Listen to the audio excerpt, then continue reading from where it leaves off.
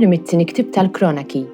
F'dak iż-żmien, il-kbarat kollha tal-qassissin u l-poplu komplew jidimbu u jagħmlu l-qżiżijiet kollha tal-ġnus u niġsu t-tempju tal-Mulej li hu kien qaddes f'Ġerusalemm. U billi ġietu ħasra mill-poplu tiegħu u mill-għamara tiegħu, il-Mulej għala ta' missrietom kien ta' sikwit jibgħatu iddibhom bil-messaġġiera tiegħu.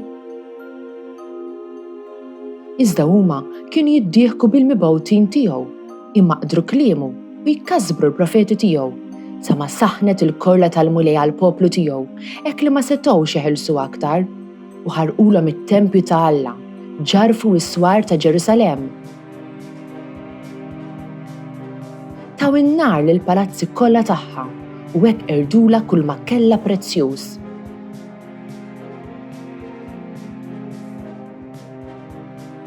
U dawk li ħelsu mill-qerda tax-xabla, Nabucodonosor eżiljhom lejn il-Babilonja u baqgħu suġġetti għalih u għal uliedu sa ma ġew jaħkmu fuqhom il-Persjani.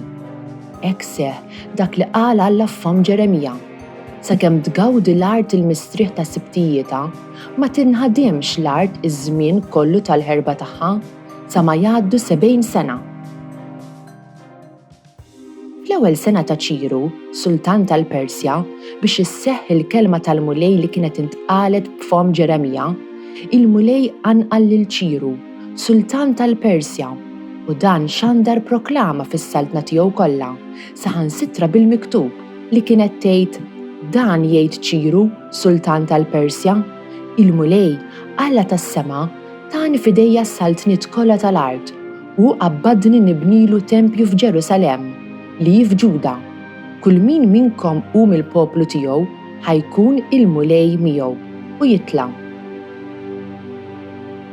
Jeħilli l-sini ma s-saqaf ta' ħalqi jekk ma niftakarx fik Ġerusalemm. F'xatt ix-xmajjar tal-Babilonja hemm qagħdna bil-qiegħda u bkejna. Aħna u niftakru f'Sion ma s-siġar tal-luq tagħha dendilna ċ-ċetri tagħna. Jeħilli l-sini ma s-saqaf ta' ħalqi jekk ma niftakarx fik Ġerusalemm għax hemm dawk li jasruna talbuna nagħnnulhom xi għanja. Dawk li hemm maksuna stennew minna għana ta' ferħ, għannulna mill-għana ta' Sion. Jeħilli l-sini ma s-saqaf ta' ħalqi jekk ma niftakarx fik Ġerusalemm. Kif nistgħu nagħmlu l-għana tal-Mulej f'ard barranija, tibbies li idi l-leminija jekk qatt ninsa lilek Ġerusalemm. Jeħilli l-sini ma s-saqaf ta' ħalqi jekk ma niftakarx fik Ġerusalemm. Jeħilli l-sini ma s-saqaf ta' ħalqi jekk ma niftakarx fik, jekk ma nżommx il-Ġerusalemm il-fuq minn kull ferħ tiegħi. Jeħilli l-sini ma s-saqaf ta' ħalqi jekk ma niftakarx fik Ġerusalemm. Qari mill-littra ta' San Pawl Apostlu lill-Efesin. Uti, Alla għani fil-ħina tiegħu, bis-saħħa tal-imħabba kbira li bija ħabna, meta aħna konna mejta minħabba fid-dnubietna, tagħna ħajja ġdida flimkien ma' Kristu. Bi grazzja intom salvi. Għajjimna miegħu u qiegħdna fis-smewwiet ma' Kristu Ġesu. Biex juri fiż-żminijiet li ġejjin, l-għana bla qies tal-grazzja tiegħu bit-tjieba li wera magħna fi Kristu Ġesu. Intom salvi bil-grazzja, permezz tal-fidi, u dan mhux bis-saħħa tagħkom, imma b'don ta' Alla, mhux bl-opri biex ħadd ma jiftaħar. Aħna ħolqien tiegħu, maħluqa fi Kristu Ġesu biex nagħmlu l-opri tajba li Alla ħejjielna minn qabel li għandna nagħmlu. Glorja u tifħir lilek Kristu.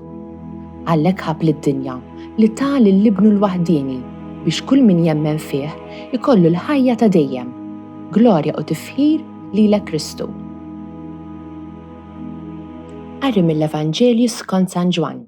F'dak iż-żmien, Ġesu qal lil Nikodemu: Kif ma serra fas-serb fid-deżert, hekk jeħtieġ li jkun merfuħ bin il-bniedem biex kull min jemmen fih ikollu l-ħajja ta' dejjem.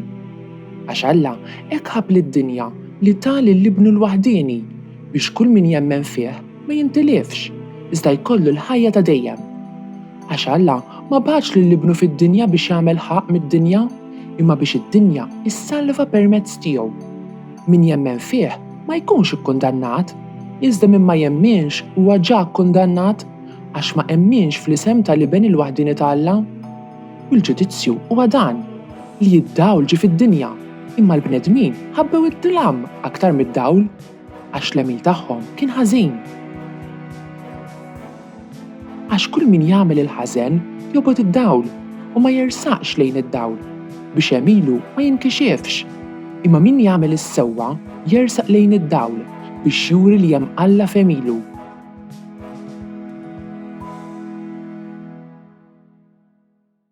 Wasalna fir-raba' ġimgħa tar-Randan u Ġesu jgħid xi ħaġa li tidher stramba.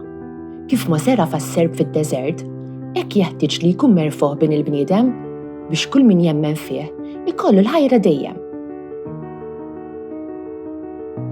Xi jfisser dan? Qabel xejn, ejjew niftakru li Alla ħelles lill-Iżraelin u bagħat lil Mosè biex joħroġhom mill-Eġittu. Kellhom jgħaddu mid-deżert u veru ejjew u bdew jirrabjaw u jgħidu ħwejjeġ kora fuq Alla.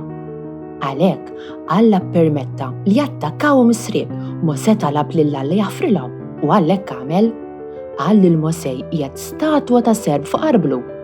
Mosè għolli għal fuq u kull min kien iħares lejha kien ifieq. Id-deżert jirrappreżenta l-post fejn nistennew lil Alla u nfittxu nisimgħu r-rieda tiegħu. Deżert normalment ikun vojt u kwiet.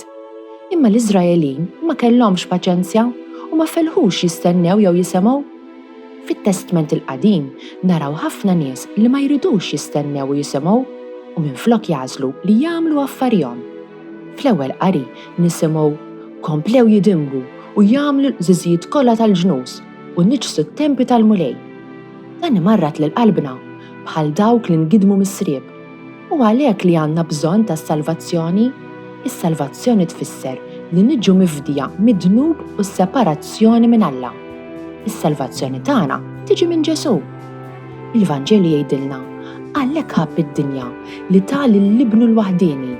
Imqar jekk Alla jħobb lill-Ibnu u mqar jekk Ġesu ma għamel xi ħażin u jiġi merfuħ fuq is-salib biex ifejjaq ir-relazzjoni tagħna ma' Alla.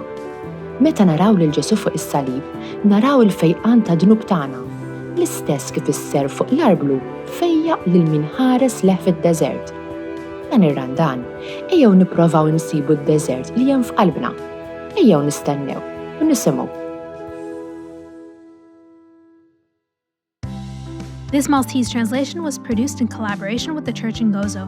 Don't forget to like, subscribe, and support this channel on Patreon using the link in the description. Thanks for watching!